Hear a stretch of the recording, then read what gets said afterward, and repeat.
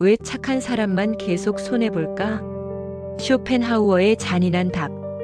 지금 이 영상을 보고 있는 당신은 아마 이런 경험이 한 번쯤은 있었을 겁니다. 분명 내가 더 참았고, 내가 더 배려했고, 내가 더 양보했는데, 결과는 항상 내가 손해보는 쪽이었습니다. 처음엔 괜찮았습니다. 사람 사는 게 그런 거라고 생각했습니다. 착하게 살면 언젠가는 돌아올 거라고 믿었습니다. 그런데 시간이 지날수록 이상한 의문이 들기 시작합니다. 왜 항상 나만 이해해야 할까? 왜 항상 나만 어른이어야 할까? 왜 착한 사람은 늘 마지막에 밀려날까? 그리고 더 무서운 질문 하나가 떠오릅니다. 혹시 내가 착한 게 아니라 이용당하고 있는 건 아닐까? 아르투어 쇼펜하우어는 이 질문을 아주 잔인하게 받아들입니다. 그는 착한 사람을 위로하지 않습니다. 칭찬하지도 않습니다. 대신 이렇게 말합니다. 착한 사람은 세상에서 가장 손해보기 쉬운 인간형이라고. 이 말이 불편한 이유는 너무 정확하기 때문입니다. 지금부터 들을 이야기는 당신을 위로하지 않습니다. 착한 사람은 결국 보상받는다는 아름다운 말도 하지 않습니다. 대신 왜 착한 사람만 계속 손해를 보는지, 그 구조가 왜 절대 바뀌지 않는지, 그리고 당신이 왜 지금도 같은 위치에 서 있는지를 하나씩 설명합니다. 이 이야기를 끝까지 듣고 나면 당신은 예전처럼 착해지기 어려워질 겁니다.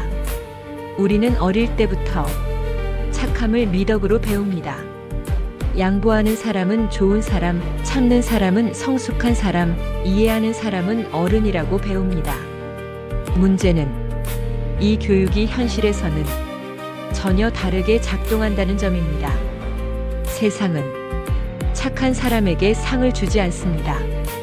구조는 도덕적으로 움직이지 않습니다. 쇼펜하우어는 인간을 이렇게 봤습니다.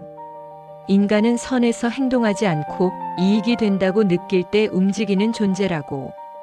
이 말이 냉정하게 들리겠지만 현실을 보면 틀린 말이 아닙니다. 사람들은 당신이 착한지보다 당신이 어디까지 참아주는지를 봅니다. 처음 한번 양보하면 고마워합니다. 두 번째부터는 기대합니다. 세 번째부터는 당연하게 여깁니다. 그리고 어느 순간부터 당신이 더 이상 양보하지 않으면 감사 대신 불만이 나옵니다. 이게 착한 사람이 가장 자주 겪는 배신입니다. 착한 사람의 가장 큰 문제는 나쁜 마음이 없다는 게 아닙니다. 경계를 세우는 걸 죄책감으로 느낀다는 점입니다. 거절하면 미안하고 선을 긋는 순간 내가 나쁜 사람이 된 것 같고 관계가 깨질까봐 두렵습니다. 그래서 이렇게 말합니다. 이번만 참자. 이 정도는 내가 양보하자. 괜히 분위기 깨지 말자. 하지만 쇼펜하우어는 이 태도를 이렇게 설명합니다. 사람은 타인의 선의를 존중보다 먼저 계산한다고. 당신의 착함은 존경으로 이어지기 전에 이용 가능성으로 인식됩니다. 그리고 한번 그렇게 인식되면 그 이미지는 쉽게 바뀌지 않습니다. 그래서 가만히 보면 손해보는 사람은 항상 같은 사람입니다. 회사에서도, 가족 안에서도, 인간관계에서도 그 사람은 괜찮겠지라는 말은 늘 같은 사람에게 향합니다. 이건 우연이 아닙니다. 사람들은 갈등을 싫어하기 때문입니다. 누군가는 불편해질 수 있는 상황에서 집단은 가장 저항하지 않는 사람에게 부담을 넘깁니다. 그리고 그 사람이 착한 사람일 확률은 굉장히 높습니다. 쇼펜하우어는 말합니다. 인간은 공정함보다 편안함을 먼저 선택한다고. 그래서 착한 사람은 집단의 평화를 위해 조용히 희생됩니다. 여기서 많은 착한 사람들이 마지막까지 붙잡는 믿음이 있습니다. 그래도 언젠가는 알아주겠지. 진심은 결국 통하겠지. 사람은 보답할 거야. 하지만 쇼펜하우어는 이 믿음을 가장 위험한 착각이라고 봤습니다. 사람은 받은 호의를 오래 기억하지 않습니다. 대신 익숙해진 희생만 기억합니다. 당신의 착함이 일상이 되는 순간 그건 더 이상 고마움의 대상이 아닙니다. 그리고 그때부터 착한 사람은 조용히 분노를 쌓기 시작합니다. 겉으로는 웃고 속으로는 무너집니다. 억울하지만 말하지 못하고 화가 나지만 참습니다. 쇼펜하우어는 억눌린 분노를 가장 위험한 감정이라고 봤습니다. 왜냐하면 이 분노는 사람을 강하게 만들지 않고 사람을 비틀어지게 만들기 때문입니다. 그래서 착한 사람은 어느 순간부터 자기 자신을 싫어하게 됩니다. 왜 나는 항상 이럴까? 왜 나는 또 참았을까? 왜 나는 이기적으로 살지 못할까? 그리고 그 자책은 또 다른 착함으로 이어집니다. 이게 착한 사람이 빠져나오기 힘든 가장 잔인한 구조입니다. 여기까지 들었다면 이 질문을 피할 수 없습니다. 당신은 정말 착한 사람입니까? 아니면 거절하지 못하는 사람입니까? 당신의 배려는 자유로운 선택입니까?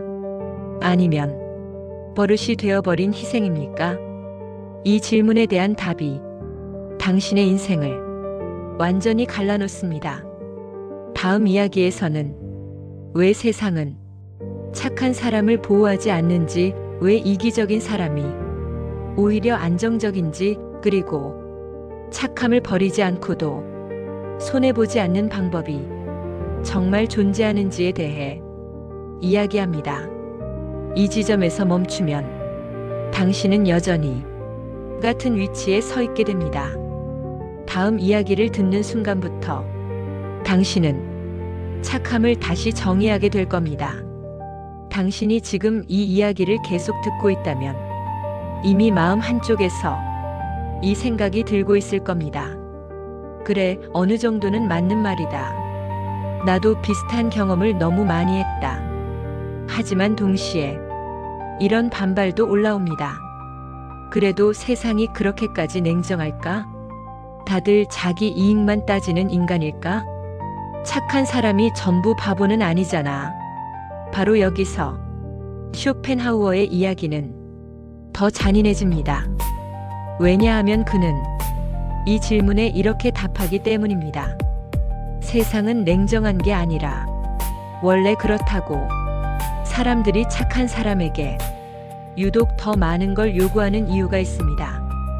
그건 착한 사람이 만만해서가 아닙니다. 적어도 처음에는 그렇지 않습니다. 사람들은 본능적으로 위험한 사람과 안전한 사람을 구분합니다. 불평하는 사람, 선을 넘는 사람, 자기 주장 강한 사람에게는 조심합니다. 왜냐하면 맞부딪힐 가능성이 있기 때문입니다. 반대로 늘 웃고 웬만하면 넘어가고 상처받아도 표현하지 않는 사람은 안전하다고 느껴집니다. 쇼펜하우어는 말합니다. 인간은 도덕적으로 판단하기 전에 위험도를 먼저 계산한다고. 그래서 착한 사람은 선한 존재가 아니라 위험하지 않은 존재로 인식됩니다. 이 순간부터 착함은 미덕이 아니라 취약점이 됩니다. 사람들은 스스로를 이기적이라고 생각하지 않습니다. 대부분 이렇게 말합니다. 나는 합리적일 뿐이야. 굳이 싸울 필요는 없잖아. 저 사람이 괜찮다니까. 이 말들의 공통점은 하나입니다. 결과적으로 항상 같은 사람이 손해본다는 점입니다. 쇼펜하우어는 이 현상을 이렇게 설명합니다. 사람은 자기 이익을 극대화하면서도 죄책감을 최소화하려는 존재라고. 그래서 가장 좋은 대상은 저항하지 않으면서 스스로 괜찮다고 말해주는 사람입니다. 즉 착한 사람입니다. 이쯤에서 아주 중요한 착각 하나를 짚어야 합니다. 많은 착한 사람들이 이렇게 생각합니다. 나는 약해서 손해보는 게 아니다. 나는 도덕적으로 더 나은 선택을 하는 거다. 하지만 현실에서는 결과만 남습니다. 쇼펜하우어는 말합니다. 세상은 의도를 기록하지 않고 결과만 기억한다고. 당신이 얼마나 고민했는지, 얼마나 참았는지, 얼마나 양심적으로 행동했는지는 기록되지 않습니다. 남는 건 누가 더 얻었는지, 누가 더 가져갔는지, 누가 더 편해졌는지 뿐입니다. 그래서 착한 사람은 늘 스스로를 위로해야 합니다. 그래도 나는 사람답게 살았어. 그래도 나는 양심은 지켰잖아. 이 말이 자주 나올수록 이미 손해를 보고 있다는 증거입니다. 착한 사람의 또 다른 특징이 있습니다. 상대의 사정을 너무 잘 이해한다는 점입니다. 저 사람도 힘들겠지. 저 상황에선 어쩔 수 없었겠지. 나라도 그랬을 거야. 문제는 이 이해가 거의 항상 한 방향으로만 흐른다는 겁니다. 상대는 당신의 사정을 같은 깊이로 이해하지 않습니다. 왜냐하면 굳이 그럴 필요가 없기 때문입니다. 쇼펜하우어는 말합니다. 인간은 공감할 수 없어서가 아니라 공감할 이유가 없으면 하지 않는다고. 당신이 참아주면 상대는 배우지 않습니다. 당신이 이해해주면 상대는 변하지 않습니다. 오히려 당연함만 학습합니다. 여기서 착한 사람에게 가장 치명적인 순간이 옵니다. 어느 날 당신이 처음으로 거절을 했을 때입니다. 그 순간 상대는 놀랍니다. 그리고 곧바로 이렇게 반응합니다. 왜 갑자기 그래? 예전엔 안 그랬잖아. 너 변했다. 이 말은 당신이 나빠졌다는 뜻이 아닙니다. 이 말의 진짜 의미는 이것입니다. 이제 더 이상 예전만큼 이용할 수 없어서 불편하다. 하지만 착한 사람은 이 반응을 보고 다시 물러섭니다. 내가 너무 예민했나? 괜히 분위기 깼나? 역시 내가 문제인가? 이렇게 다시 제자리로 돌아옵니다. 쇼펜하우어는 이 반복을 착한 사람의 비극이라고 봤습니다. 이제 한 가지 질문을 해야 합니다. 왜 착한 사람은 이 구조를 알면서도 빠져나오지 못할까요? 답은 간단합니다. 착함이 정체성이 되어버렸기 때문입니다. 나는 착한 사람이다. 나는 참고 사는 사람이다. 나는 남들보다 조금 더 손해봐도 된다. 이 정체성이 깨지는 순간 당신은 스스로가 불편해집니다. 그래서 손해를 보면서도 차라리 익숙한 역할을 선택합니다. 쇼펜하우어는 말합니다. 인간은 고통보다 정체성의 붕괴를 더 두려워한다고. 그래서 착한 사람은 불행해도 자기 자리를 지킵니다. 여기까지 오면 이런 생각이 들 수 있습니다. 그럼 이기적으로 살라는 말이냐? 다들 그렇게 살면 세상은 어떻게 되냐? 아직 그 얘기를 할 단계가 아닙니다. 다음 이야기에서는 더 중요한 걸 다룹니다. 왜 이기적인 사람은 생각보다 외롭지 않은지, 왜 강한 사람은 착함을 버리지 않았는데도 손해를 보지 않는지, 그리고 경계를 세운 착함이 어떤 모습인지. 이걸 모르면 당신은 착함과 이기성 사이에서 평생 흔들리게 됩니다. 다음 이야기를 듣는 순간 당신은 처음으로 착한 사람이 아니라 존중받는 사람이 무엇인지 보게 될 겁니다. 여기서 멈추지 마세요. 이제부터가 진짜 중요한 지점입니다.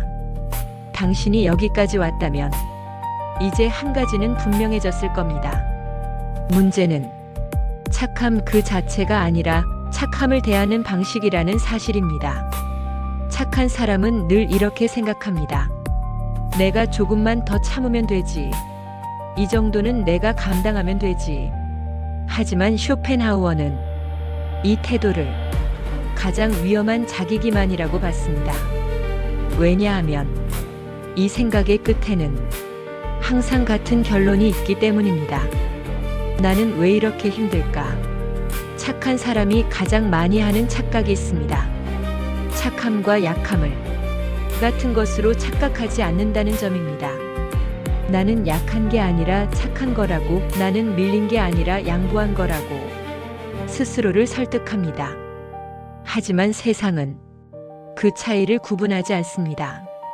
세상은 누가 더 참고, 누가 더 물러나고, 누가 더 침묵했는지만 봅니다. 쇼펜하우어는 말합니다. 인간은 의도를 보지 않고 반응의 강도만 본다고. 그래서 목소리가 큰 사람의 선이 기준이 되고 참는 사람의 한계는 존재하지 않는 것으로 취급됩니다. 여기서 착한 사람의 가장 치명적인 문제가 드러납니다. 착한 사람은 자신의 불편함을 표현하지 않습니다. 불편해도 웃고 억울해도 이해하려 하고 상처받아도 넘깁니다. 문제는 이 행동이 반복될수록 당신의 불편함은 사라지는 게 아니라 무시되는 대상이 된다는 겁니다. 처음엔 배려였던 것이 어느 순간부터 존재하지 않는 감정이 됩니다. 쇼펜하우어는 이 상태를 이렇게 설명합니다. 사람은 존재를 주장하지 않는 감정을 존재하지 않는 것으로 취급한다고.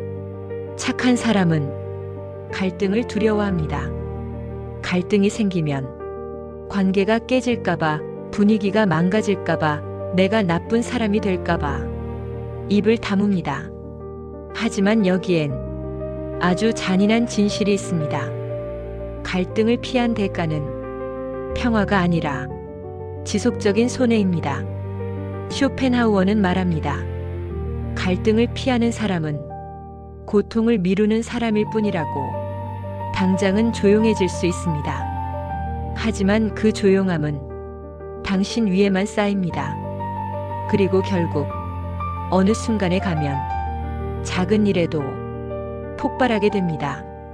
사람들은 그때 이렇게 말합니다. 쟤 왜 저래? 원래 그런 애 아니었잖아. 그 말은 당신이 변했다는 뜻이 아닙니다. 그동안 너무 오래 참고 있었다는 뜻입니다. 이제 착한 사람이 왜 점점 더 무력해지는지 이유가 보이기 시작합니다. 참을수록 강해지는 게 아니라 참을수록 자기 기준을 잃어버리기 때문입니다. 어디까지가 나의 한계인지, 어디서부터가 부당한지 이 선이 점점 흐려집니다. 그러다 보면 스스로에게도 이렇게 말합니다. 이 정도쯤은 괜찮아. 내가 예민한 걸 수도 있어. 다들 이렇게 사는 거겠지. 쇼펜하우어는 이 상태를 가장 깊은 자기 배반이라고 봤습니다. 자기 자신을 스스로 설득하며 조금씩 무너지는 상태이기 때문입니다. 그렇다면 여기서 질문은 하나입니다. 착함을 버려야 할까요? 많은 사람들이 이 지점에서 극단으로 갑니다. 그럼 이제 나도 이기적으로 살겠다. 나만 생각하고 살겠다. 손해보느니 차라리 미움받겠다. 하지만 쇼펜하우어는 이 선택 역시 또 다른 함정이라고 말합니다. 왜냐하면 이기성은 착함의 반대가 아니라 착함의 또 다른 형태이기 때문입니다. 이기적인 사람 역시 타인의 반응에 휘둘립니다. 다만 칭찬이 아니라 두려움을 통해 관계를 유지할 뿐입니다. 그래서 진짜 중요한 건 착함과 이기성의 선택이 아닙니다. 쇼펜하우어가 말한 핵심은 아주 단순합니다. 문제는 착하냐 나쁘냐가 아니라 경계가 있느냐 없느냐입니다. 경계 없는 착함은 희생이 되고 경계 있는 착함은 존중이 됩니다. 경계 없는 사람은 늘 설명해야 하고 경계 있는 사람은 설명하지 않아도 됩니다. 이 차이가 인생 전체를 갈라놓습니다. 여기서부터 당신은 다른 질문을 하게 됩니다. 나는 정말 착한 사람인가? 아니면 선을 긋지 못하는 사람인가? 나는 배려하는 사람인가? 아니면 불편함을 삼키는 사람인가? 이 질문에 대한 답이 이제부터 당신의 선택을 바꿉니다. 다음 이야기는 이 시리즈의 마지막입니다. 왜 경계 있는 사람은 미움받지 않으면서도 손해보지 않는지, 어떻게 말하지 않아도 선이 전달되는지, 그리고 착함을 버리지 않고도 자기 인생을 지킬 수 있는지. 마지막 이야기는 위로가 아닙니다.